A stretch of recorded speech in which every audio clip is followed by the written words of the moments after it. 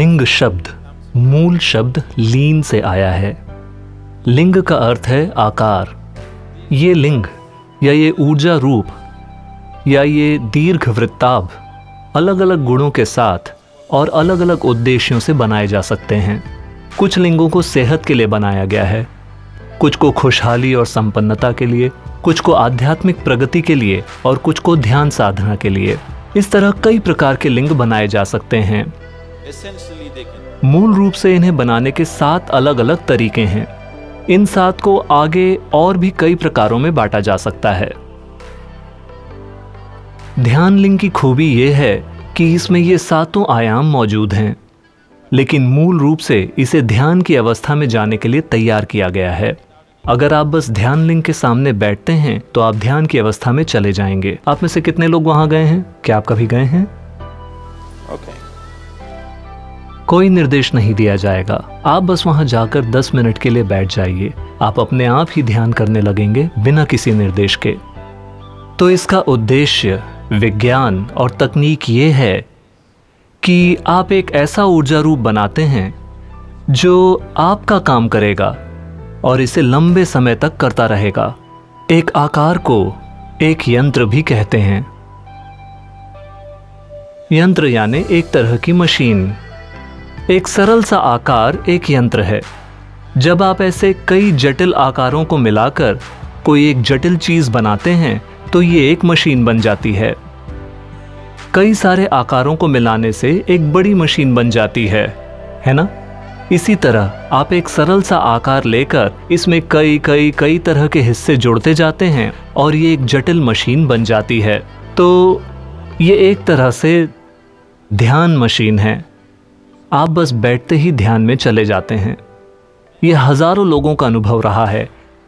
वे सोच कर आते हैं कि वे 10 मिनट के लिए बैठेंगे, लेकिन जब वे उठते हैं तो 2 घंटे बीत चुके होते हैं। वे वहीं बैठे रह जाते हैं, क्योंकि एक बार ध्यान लगने के बाद समय का बोध नहीं रह जाता।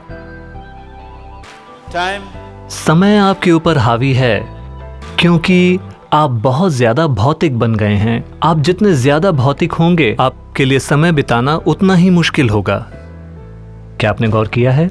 अगर आप अपने मन में कुछ सोच रहे हैं तो समय थोड़ी तेजी से बीत जाता है। अगर आप मन से परे हैं तो समय आपके अनुभव से ओझल हो जाएगा। लेकिन अगर आप केवल भौतिक हैं तो समय नहीं बीतता, आप हिलते रहेंगे, है कि नहीं?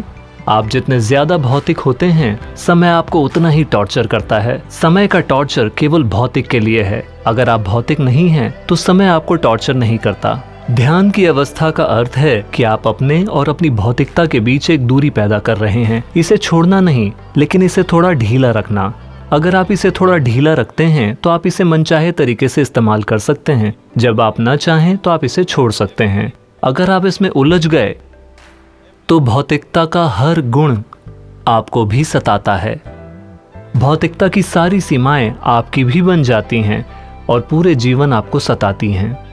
तो ध्यान की अवस्था का एक अर्थ ये है कि आप एक स्तर पर अपने और अपनी भौतिकता के बीच एक दूरी पैदा कर रहे हैं, या दूसरे शब्दों में कहें तो यह असतो मां सद्गमय की एक साधारण सी यात्रा है, असत्य से सत्य की ओर। ऐसा क्या है जो सत्य नहीं है? जो बात सच नहीं है वो बस ये है कि आपने इसे इकट्ठा किया है, लेकिन अभी आप मानते हैं कि ये आप हैं। ये सच नहीं है, है ना? तो सच का मतलब है कि आप झूठ से दूर हट गए हैं। सच कोई ऐसी चीज नहीं है जिसे आप करते हैं। अगर आप झूठ नहीं बोलते तो आप सच्चे हैं। आपको सच्चा होने के लिए कुछ करना नहीं होता, है ना?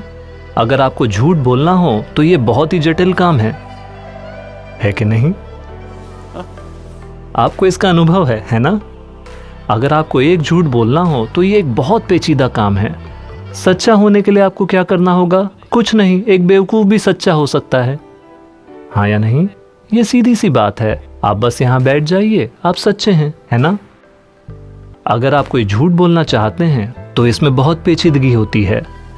तो सच कोई ऐसी चीज नहीं है जिसे आप करते हैं। आप बस असत्य से दूर हो जाइए और आप सत्य में हैं। ये इतना आसान है। तो ध्यान लिंग बस उस ओर जाने का एक साधन है।